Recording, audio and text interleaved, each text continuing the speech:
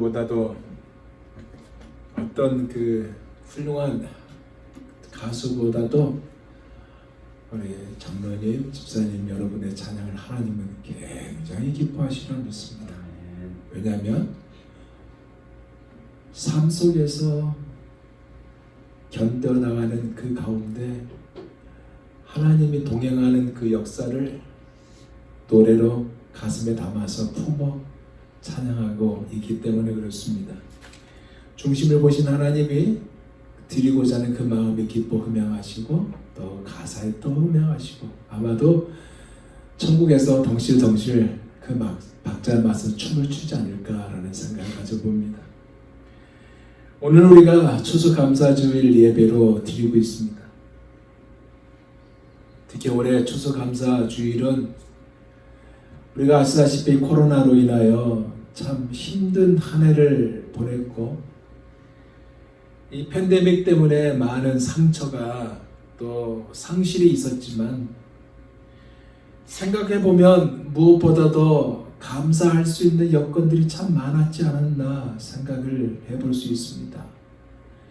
어려운 가운데서도 하나님을 생각할 수 있는 시간들이 있었고 비록 처음에는 같이 모여서 예배 드리지 못했지만 가정에서 예배를 드리는 가운데 우리의 현 주소를 돌아보고 우리가 과연 주님 앞에 어떤 존재인지를 생각해 볼 수 있는 기간이 바로 이 기간이 아니었나 생각해 봅니다. 교회도 교회에 나가는 방향을 알 수 있고 이러한 그 자리였던 사실 속에서 다시 살 수 있는 하나님의 사랑을 경험할 수 있는 때가 바로 올해였고 그러한 자리라고 생각합니다. 특히 그 가운데 하나님의 인도하심을 자주 경험한 시간들이었다라고 우리가 고백할 수 있습니다. 그래서 감사를 잘 모르는 사람에 비해서 우리는 감사할 수 있는 사람들이 되었고 그만큼 건강하고 성숙할 수 있는 시간들을 가졌지 않았나 한번 돌아볼 수 있습니다. 여러분은 어땠는지 모르겠지만 특히 저에게 있어서는 그러한 시간들이 많이 있었습니다. 오늘 우리가 읽은 본문은요 시편 50편 끝부분에 있는 말씀입니다. 그리고 이 말씀은 다윗의 음악 감독인 아삽이 지은 시편입니다. 그가 이 시편에서 전체 담는 그 내용은 뭐냐? 하나님을 예배하는 자가 가지는 감사에 관한 노래가 바로 시편 50편이고요. 특히 하나님을 잊고 사는 사람들이 되어서는 안 된다고 강조하고 있는 말씀. 하나님과의 관계를 중요하게 여기고 있고 다루고 있는 말씀이 바로 시편 50편 말씀입니다.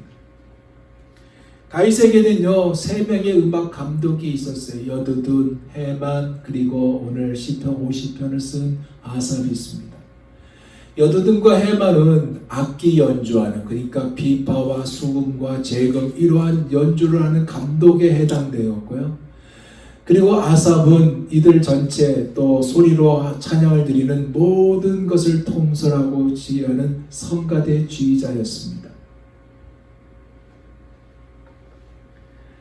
그가 강조하는 것은 바로 이겁니다. 형식과 규정에만 집착한 의식적인 예배로 변질된 이스라엘을 향해서 하나님을 향한 예배가 어떻게 되어야 하는지, 올바른 예배가 어떻게 되어야 하고 감사를 왜 해야 하는지를 말하고 있는 것입니다. 여러분 아시다시피 감사는 바로 예배입니다. 물론 사전적인 의미가 고맙게 여긴다는 의미를 가지고 있지만 그러나 감사는 예배이기에 사도 바울은요 데살로니가전서 5장 18절에 범사에 그리고 이것을 우리를 향하신 하나님의 뜻이라고 강조하고 있습니다. 무슨 얘기냐? 즉 우리가 이 감사가 우리 몸에 체질화가 되도록 해야 된다는 것입니다. 아시다시피 하나님은 이스라엘 백성들이 감사가 체질화되기 위해서 특별히 여러 절기도 있지만 그 중에 가장 중요한 3가지 절기를 주었습니다. 그것이 우리가 알고 있는 6월절이에요. 지금 무교절, 그리고 77절, 맥추절이에요. 그리고 초막절을 지정해서 하나님은 이것을 지키라고 명령을 했습니다. 무교절은 아까 말했듯이 6월절이고 그리고 77절은 맥추절입니다. 이 맥추절은요, 하나님께서 풍성하게 주신 양식을 놓고 감사를 드리는 절기가 바로 맥추절입니다. 그리고 초막절은 늦은 가을에 그동안 열심히 가꾼 올리브나 포도나 무화과 같은 과일을 풍성하게 소출하면서 연말에 드리는 절기가 바로 지금의 추수감사절 같은 모습으로 드렸던 절기입니다. 하나님이 이것을 지키라고 명령했어요. 왜 지키라고 명령했을까요? 방금 말했듯이 이 명절을 지킬 때마다 하나님 앞에 감사하고 주신 은혜들을 회상하면서 감사와 찬양과 영광을 돌리는데 이것이 자연스럽게 몸에 배어나도록 체질화시키기 위해서 그러한 기대를 가지고 이 절기를 지키라고 했던 것입니다. 하지만 이스라엘 백성들은 하나님의 원하는 대로 몸에 체질화되어서 하나님께 감사해야 되는 그들이어야 되는데 그들은 그렇게 하지 않았습니다. 이스라엘 긴 역사를 보면요, 그들은 하나님의 감사도 하지 않았고 잊어버렸고 제대로 지킨 적이 별로 없었다는 것이 역사에 나와 있다는 사실입니다. 그들은 귀찮아했어요.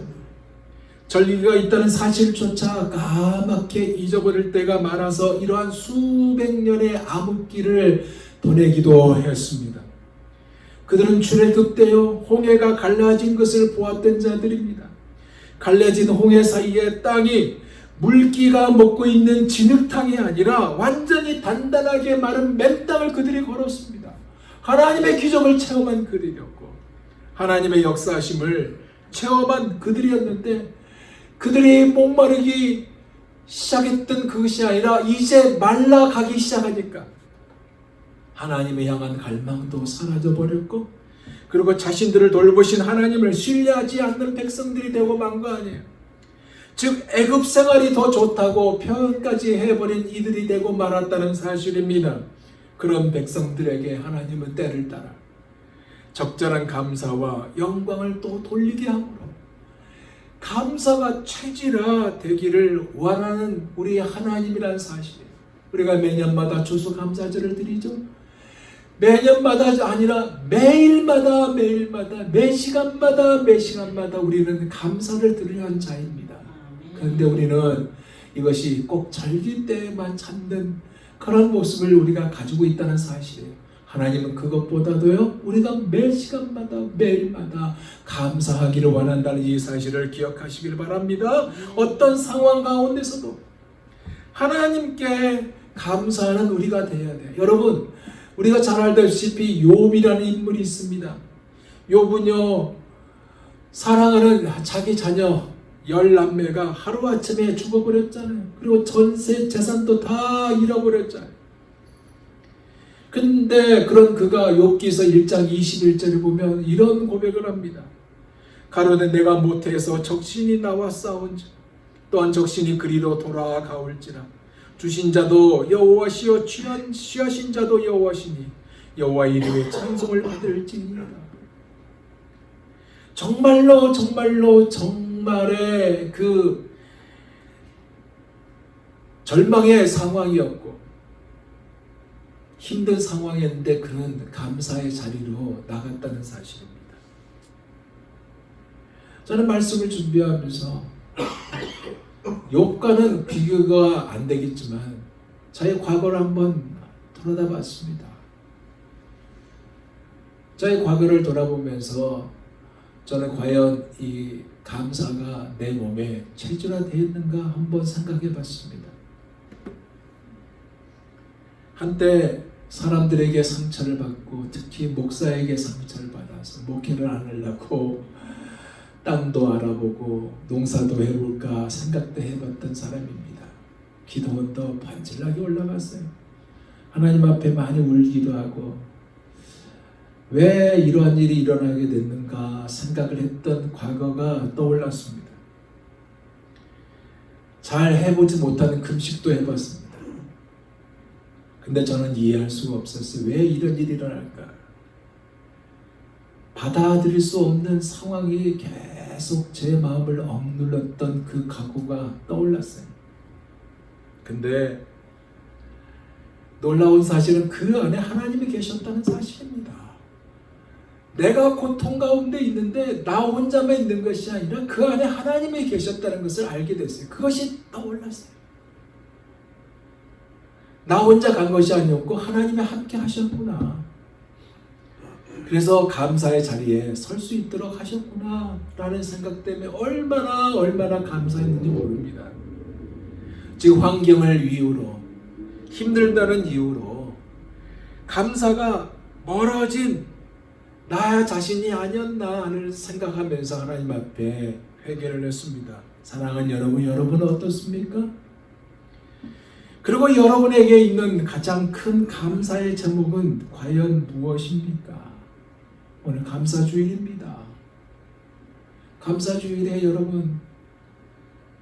여러분이 가장 커다란 감사를 뽑으라면 무엇을 뽑겠습니까?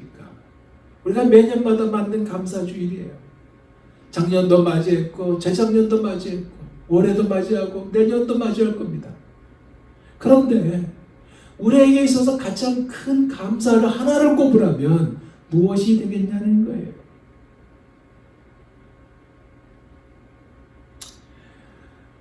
저는 한번 생각해 봤습니다. 나에게 큰 감사가 있다면 그것이 무엇일까? 그런데요, 참 놀라운 것은 내가 목사가 됐다는 이것이 아니었어요. 그것보다 더 중요한 것은 나 같은 죄인을 구원해 주신 것이었습니다. 이것은 여러분도 마찬가지일 거예요. 안 그래요? 하나님 앞에 설 수 없는 죄인 아닙니까? 죄인 중에 죄인이고 하나님과 화목할 수 없는 원수의 자리에 있는 나 자신인데 나를 위해서 하나밖에 없는 당신의 독생자 예수 그리스도를 이 땅에 보내서 나의 죄를 그에게 담당시키셨고 십자가에 돌아가게 하셨으며 십자가에서 흘리신 그 보혈의 피로 말미암아 나의 모든 죄가 말끔히 씻게 되어지는 이 은혜가 가장 큰 감사가 아닌가? 저는 그렇게 꼽을 수 있습니다. 그리고 이 사실을 믿게 하심으로 하나님과 함께 영원히 살게 되는 영생을 값없이 주신 이것이 가장 큰 감사 중에 감사인데, 그러면서 저는 다짐하기를 이 소망은 어떤 소망이냐? 내가 주 앞에 서는 그날까지 이 감사를 잊지 않고 끊임없이 계속 컨티뉴하는 거다라는 생각을 가져왔습니다. 여러분 어떻습니까? 여러분 감사를 하게 되면 무엇이 남는지 아세요? 감사하는 자에게 남겨지는 몇 가지가 있는데 그 중에 두 가지만 얘기하고 오늘 말씀을 마무리하고자 합니다. 첫째는 성숙이에요. 성숙은요, 날마다 하루를 마감하면서 감사의 고백으로 마무리하게 합니다. 성숙은요, 자신의 삶 속에서 일어나는 사건과 경험을 통해 만들어지고 굳어진 개념이에요. 그래서 지정의의 성숙과 함께 결국 하나님의 기쁨이 무엇인지를 알게 되고 자신이요 그 자리에 있기를 소망하게 되는 것입니다. 제가 아는 집사님이요, 혈압이 너무 높아서 일어나다가 쓰러졌습니다. 회사의 중력에 반신불수가 됐습니다. 갑자기 쓰러졌기 때문에 앰뷸런스에 실려서 병원에 들어갔습니다. 병원에 입원한 그가요, 반신불수가 됐기 때문에 실망과 좌절이 매일매일 찾아왔습니다. 그런데 그것에 감사하는 자가 아니라 신세 타령만 하는 그런 자기 자신이 되었어요. 이것을 매일 부인도 듣게 되고 자녀들도 듣게 되었습니다. 부인이 그 남편의 신세 타령하는 것을 전이 받으니까 얼마나 그 안에서 역전이가 일어났겠습니까? 힘들었죠. 그런데 하루는 그에게 병원 원목이신 목사님이 찾아왔어요. 신방 왔죠. 그냥 늘 그분도 전도하는 마음으로 신방 와서 기도해주고 가는 분이었습니다. 이 집사님을 아는 분은 아니에요. 그분의 신세 타령을 쭉 듣다가 그 목사님이 이런 말을 했습니다. 선생님, 집사님이죠. 집사님에게 정말로 도움을 주었던 사람, 그 사람을 한번 생각해 보세요. 그리고 감사의 조건들을 한번 찾아보세요 라고 말씀을 드리고 돌아갔습니다. 그 말에 이 집사님이 생각을 해봤는데 생각도 나지 않았어요. 그리고 모든 것이 짜증이었습니다. 왜? 몸이 말을 안 들으니까. 몸이 아프면 다 짜증이잖아요. 똑같은 말이라도 몸이 건강할 때 말할 때는 아주 부드럽게 나오지만 몸이 상태가 안 좋으면 똑같은 말이라도 강하게 나오잖아요. 그래서 마치 싸운 것처럼 으르렁 됩니다. 그게 인간이잖아요. 모든 게 싫었어요. 그러다가요, 그 집사님이 자기가 고등부 때, 어릴 때 교회 주일학교 때 다녔던 담임 여자 선생님이 떠올랐어요. 여자 선생님 그녀는요, 늘 자신을 칭찬해줬던 자였어요. 용기도 주었고 늘 자기의 손을 붙잡고 기도해준 선생님이었습니다. 그녀의 칭찬과 그녀의 기도가 지금 자기의 자리까지 왔다라고 마음이 들게 됐던 것입니다. 왜? 용기를 붙들어줬고 열심히 공부할 수 있었고 그리고 중요한 회사에 중형의 자리까지 갈 수 있는 그러한 계기가 바로 이 선생님 때문이었다는 생각이 들었대요. 그 선생님이 떠올라서 그 선생님이 어디 계신가 수소문했습니다. 어디에 계신지를 안 그 집사님이 선생님에게 편지를 했습니다. 그리고 이렇게 썼습니다. 선생님, 감사합니다. 저는 지금요 반신불수가 되어 있습니다. 병원에서요 불만과 원망이 가득했는데요, 갑자기 선생님이 나의 생애에 있어서 둘도 없는 은사라는 사실을 알게 되었습니다. 선생님, 그동안 한 번도 감사의 글을 드리지 못한 것을 용서해 주세요 하면서 편지를 썼어요. 선생님이 그 편지를 받아봤습니다. 선생님은요, 남편을 먼저 하늘나라에 보내고 하나님께 보내고 홀로 양로원에 외롭게 지내고 있는 선생님입니다. 그녀가 이 집사님의 편지를 받아 읽고 너무나 기뻐서 답장을 썼어요. 이렇게 썼습니다. 사랑하는 나의 제자, 내 평생 수많은 어린이를 가르쳤지만 고맙다고 감사의 편지를 써보낸 제자는 자네밖에 없었네. 이제는 늙어서 의지할 데 없는 외로운 이 놓친 내를 자네는 참으로 행복하게 기쁘게 해주었네. 내가 자네의 편지를 눈물로 읽은 것을 자네는 아나? 나는 자네 글을 침대 옆에 놓고 매일 밤 한 번씩 읽은다네. 그리고 읽을 때마다 그 편지를 어루만지면서 자네에게 감사하네. 이 편지가 내게 어떤 의미를 가지고 있는지 아는가? 내 생에 새로운 희열과 기쁨을 용솟음치게 해주었네. 나는 자네의 편지를 나의 교편 생활의 유일한 보람으로 알고 내가 죽는 날까지 간직하려네. 자네의 건강을 간절히 기도하려고 하네. 이렇게 답장을 썼습니다. 이 집사님은요, 선생님의 편지를 읽고 순간 갑자기 침대에서 벌떡 일어났습니다. 그리고 용기를 가졌고요. 그리고 이 용기로 매일 걷는 연습을 시작했습니다. 이것이 바로 성숙이에요, 여러분. 그리고 말하는 연습도 하게 됐고요. 그렇게 하더니 이 집사님은 점점 건강이 좋아져서 교회에 다시 나가게 됐고요. 잃어버렸던 감사를 찾게 되었습니다. 늘 모든 것들이 감사였다고 고백하는 자가 되었습니다. 그는 크든 작든 감사의 고백으로 하루를 시작했고 하루를 마감했고 감사의 고백으로 저녁을 맞이했던 자가 그 집사님이었습니다. 그럼 그가 예전에 직장도 다시 나가게 되었고 직급도 올라가서 나중에는 사장까지 되었습니다. 사랑하는 여러분, 무슨 얘기일까요? 감사는 결국 축복으로 이어진다는 얘기 아닙니까? 사람은요, 행복이 뭐라고 생각하냐면 가지는 것에 있다고 여기게 됩니다. 하지만 행복은요, 그것이 아니라 감사의 깊이에 달려 있습니다. 그러다 보니 상황과 환경에 지배를 받지 않는 믿음이 같이 따라오게 돼요. 우리가 이 자리에 머물기를 원합니다. 이제 마지막 두 번째로는 뭐냐? 무엇을 남기냐? 감사는 하나님을 만나게 됩니다. 치유하시는 하나님을 만나요. 응답하신 하나님을 만나요.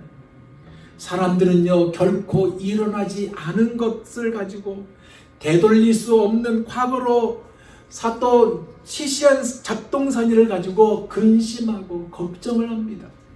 하지만 감사는 이것이 아니라요, 치료하고 모든 문제보다 크신 하나님을 보게 합니다. 어느 분이 감사에 대해서 이런 말을 했어요. 들어보세요. 감사하면 마음이 유쾌해집니다. 감사하면 몸이 가벼워집니다. 감사하면 은혜가 흘러 들어옵니다. 감사하면 적절한 환경이 조성됩니다. 감사하면 사람들이 좋아합니다. 감사하면 돈도 생깁니다. 감사하면 사랑과 능력이 생깁니다. 감사하면 건강해집니다. 감사하면 기쁨이 넘칩니다. 감사하면 무조건 좋습니다. 저는요, 이분의 말에 전적으로 동의합니다. 여러분은 어떻게 생각하십니까?